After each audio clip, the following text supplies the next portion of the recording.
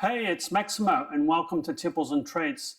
Today I'll be reviewing an American bourbon whiskey, the Jack Daniel's Single Barrel Select Tennessee Whiskey. Join me.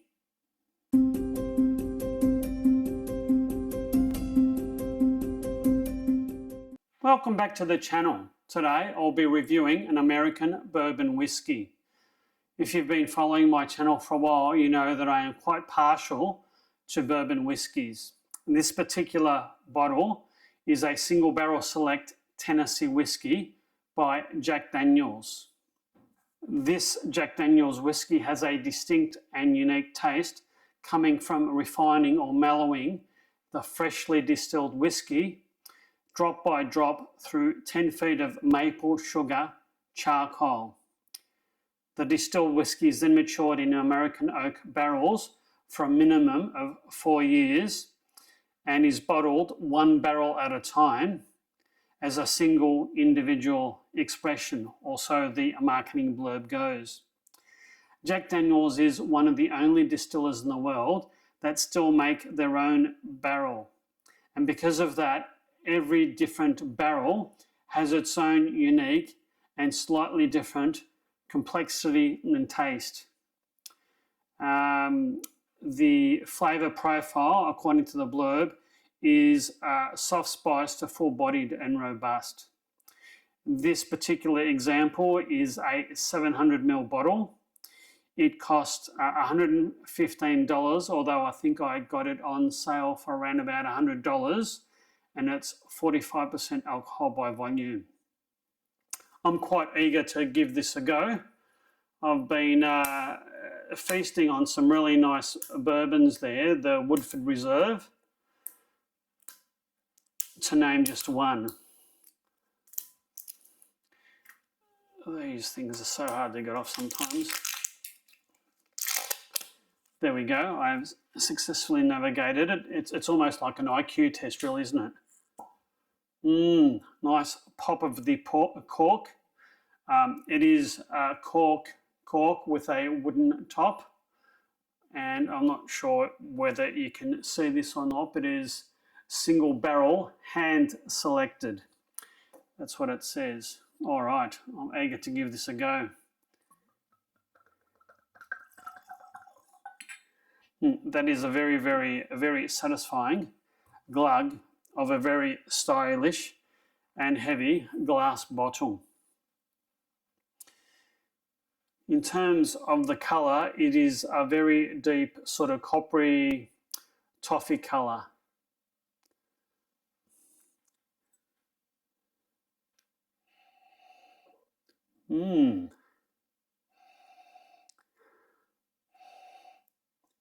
That doesn't have an aroma of a bourbon at all. It's almost toffee. I'd say it's a toffee vanilla aroma. Quite sweet, maybe sort of a hint of ripe tobacco or ripened tobacco. The tasting notes say it's vanilla bean ice cream, dark chocolate covered, a banana, which gives it a slightly fruity and sweet aroma. Well, that's certainly true. Followed by notes of rich and smoky toasted oak. I'm not really getting the smoke, but I'm certainly getting the fruit and the heavy sort of ripened banana aromas. Oh, this is going to be intriguing. Here goes.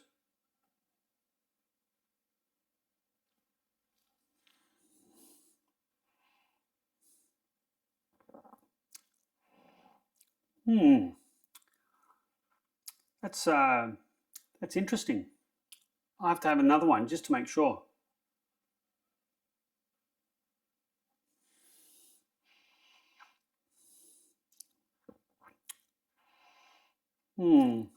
That's a little bit rugged, I think. Maybe it's the 45% alcohol, but it doesn't taste like it smells, which is quite strange. I think I'll have to have another one.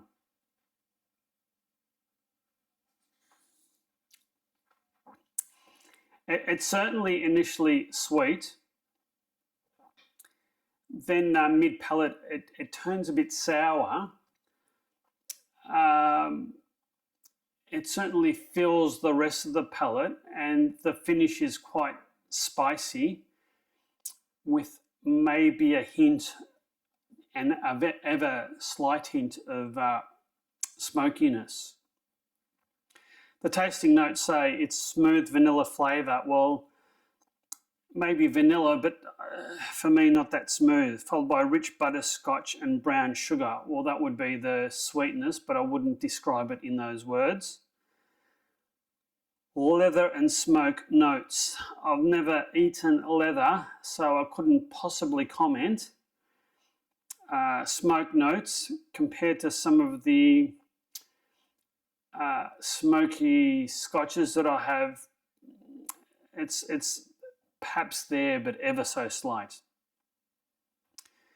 Gives the whiskey a depth and complexity that's unique. Well, it is certainly unique.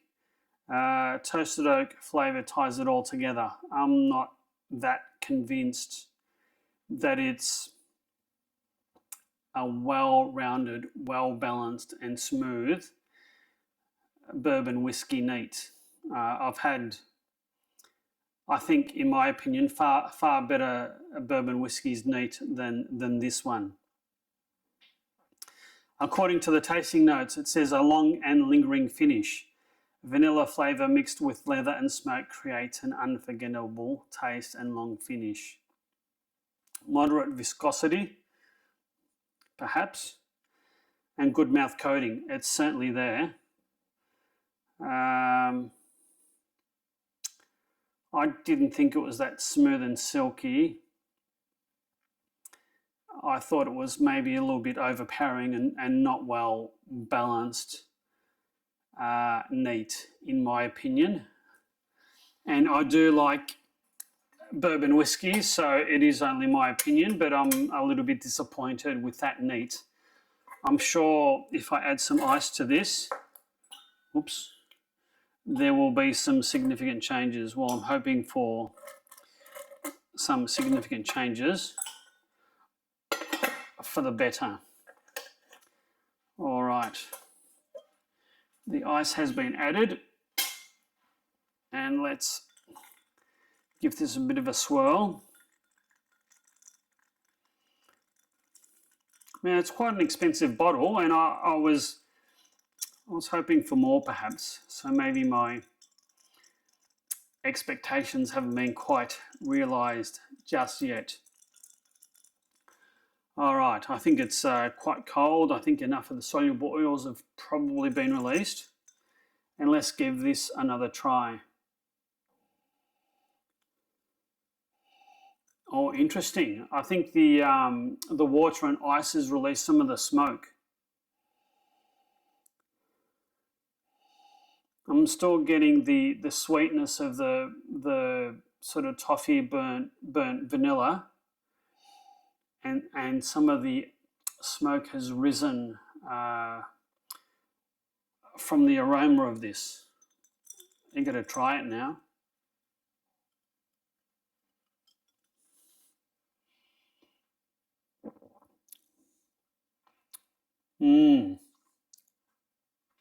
That's changed it a hell of a lot. With the ice added, I don't know whether some of the oils have been released, but I think it is smoother, perhaps sweeter. It's not as harsh mid-palate. The finish is probably smoother and milder, and it's made it into a much better and more well-balanced bourbon, in my view.